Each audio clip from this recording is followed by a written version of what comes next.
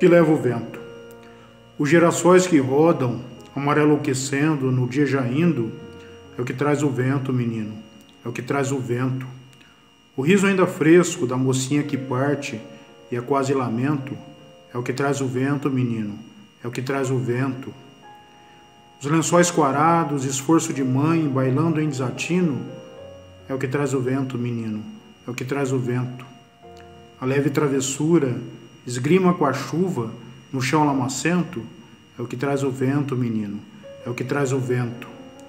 A alegria pura de saborear o efêmero, o doce momento, é o que leva o vento, menino, é o que leva o vento.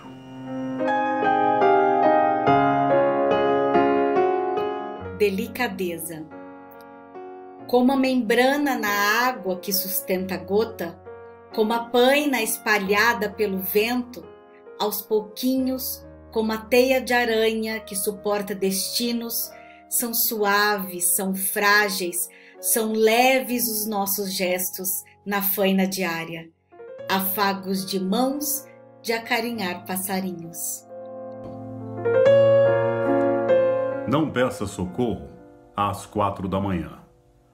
O mundo está lotado de singelas ignorâncias, expostas em cada esquina. Não respondas às asperezas bem desferidas. Estás vazio de tudo, menos de asco. Asco tumor em metástase raivosa, tornando desânimo tudo o que há.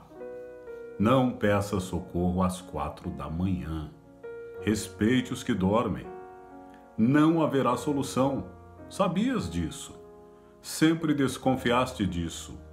Mas tinhas esperança. Esperança em afetos emprestados, de segunda mão, não prioritários. Íntimos, genuínos, teus, nunca tiveste. Andam todos cheios de razão. Para que tanta razão, perguntas? E o eco das discussões invertebradas reverbera na tarde clara. Qualquer estender de mãos, desesperado, aceitarás como cumprimento, que forçarás em um abraço, num armistício fragilizado, véspera de uma paz, surgida do tédio, do cansaço, do incômodo, nascida sem convicção. Do que se trata? Dos traumas de tantos, do malogro em ardil, da descoberta em espanto, do fantasma febril, da vida em revés, das dores em prantos, do belo que és, dos vadios e dos santos, das fezes nas almas, das flores nos campos, do verme que cala, do espírito em quebranto, do circo que fecha, da lua em encanto, da força que resta, do violador sacrossanto.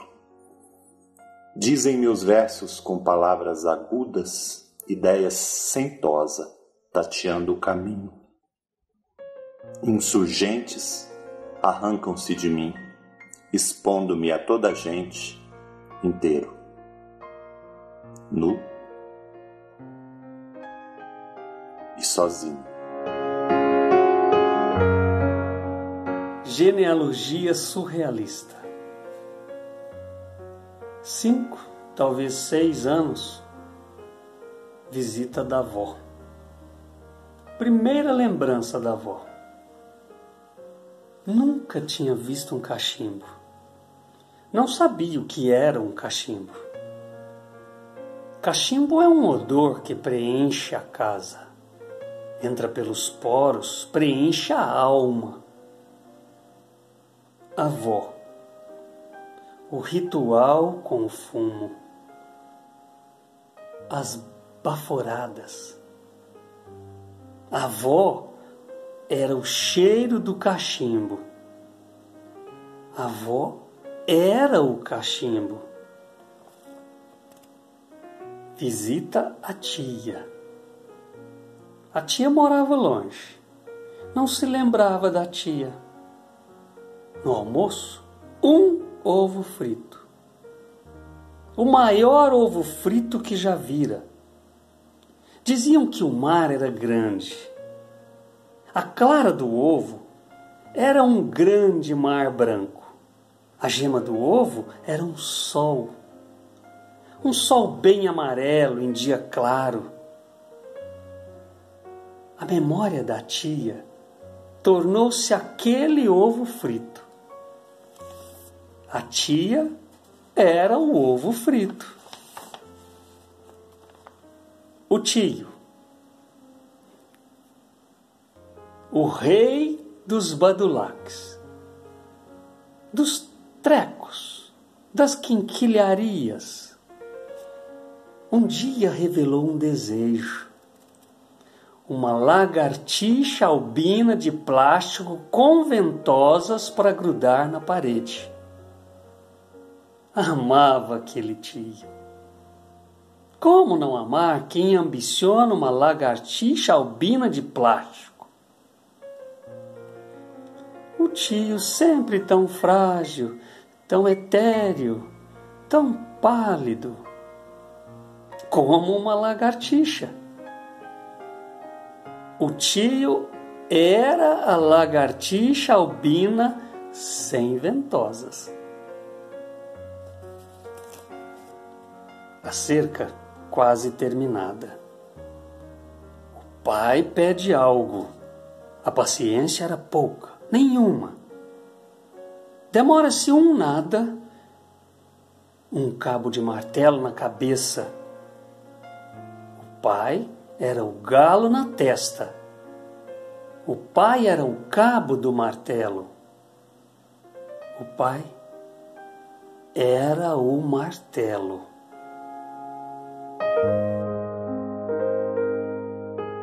A mãe. Foste a mãe perfeita? Acho que não. Aliás, sabes que não. As mães perfeitas só existem nos cartões de Dia das Mães. Mas foste a mãe, com o peso ancestral desta figura, herança irremovível na vida de cada um dos filhos. E esse jeito de tratá-la, a mãe, não era comum com as mães dos amigos. Quando perguntávamos pela senhora, eu e os irmãos dizíamos: cadê a mãe? Na casa dos amigos ouvia-se: cadê minha mãe? Cadê mamãe? Não tínhamos essa titularidade individual, minha mãe. Era mãe de todos, da família. Não havia esta prolongação carinhosa, mamãe. Éramos uma família de duros, secos, fortes. De nossa convivência, o que ficou de mais saudoso são pequenos momentos triviais. As conversas enquanto lavava roupas no velho batedor, o orgulho que demonstrava quando voltava das reuniões de pais na escola e contava dos elogios feitos aos filhos, ou quando ouvíamos juntos os sermões do Padre Vítor na Rádio Aparecida. Não são nada especiais. As melhores lembranças nunca são grandiloquentes. Por uma travessura da memória, me lembro muito pouco da senhora. As lembranças trazem apenas uma figura indefinida. Raramente sonhei com a senhora. Lembro bem quando me esqueci do seu olhar. Foi o primeiro que se perdeu. O poético olhar terno de mãe nunca mais teve o mesmo sentido. Só restou escuridão onde antes estavam seus olhos. Por que Deus permite que as mães vão-se embora? Pergunta o poeta e propõe. Fosse eu rei do mundo, baixava uma lei. Mãe não morre nunca. Poeta menor, rei menor, decretava apenas: mãe de criança não morre nunca.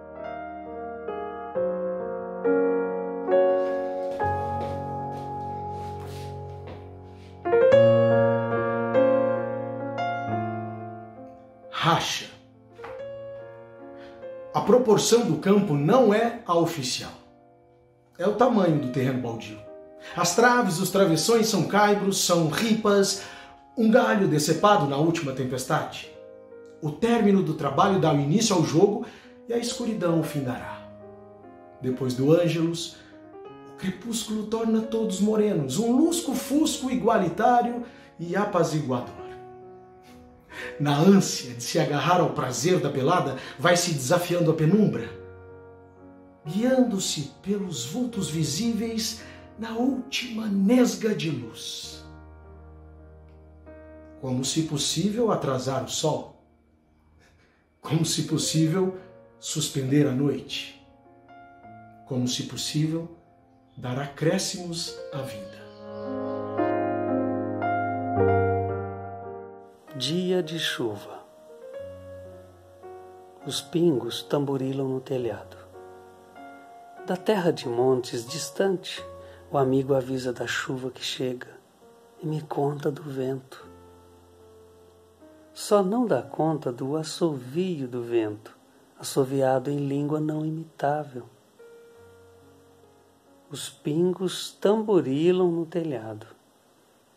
Do alto da cumieira desce água ainda pouca, que desliza pelas paredes e forma riacho insignificante na beirada da casa, afogando formigas solitárias e arrastando folhas deserdadas.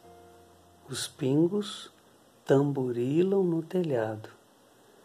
E sobre insignificâncias versos são escritos, enquanto se procura descobrir a linguagem dos pingos.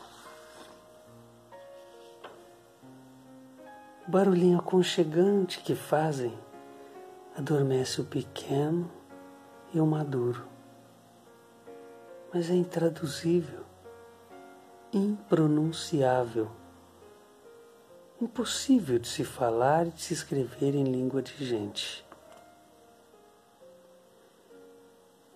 Como compreender o mundo se não consegue sequer decifrar o murmúrio da chuva? Velha estrada. De repente, não há mais resgate possível. A paixão, o amor, a amizade ficam. E seguimos. O que se pensava de todo sempre foi de passagem, como esta árvore seca numa velha estrada mineira vista agora, tão presente, tão física, tão existente. Além da curva vai sumindo a cada passo percorrido. Primeiro vira vulto até se tornar memória.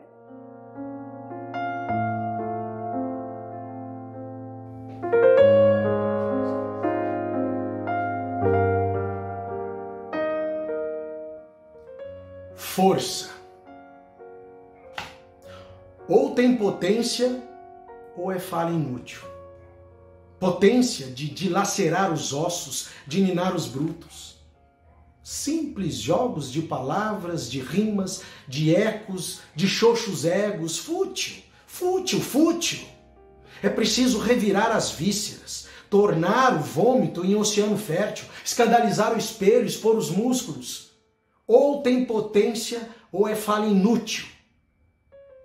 Embriagado de fatos, sorvendo sexo impuro, ressaqueado de concordâncias de cordeiro, a hora é de aprontar um pampeiro, manejar a doma dessa vida hostil, berre, ou cale-se. Ou tem potência, ou é fala inútil.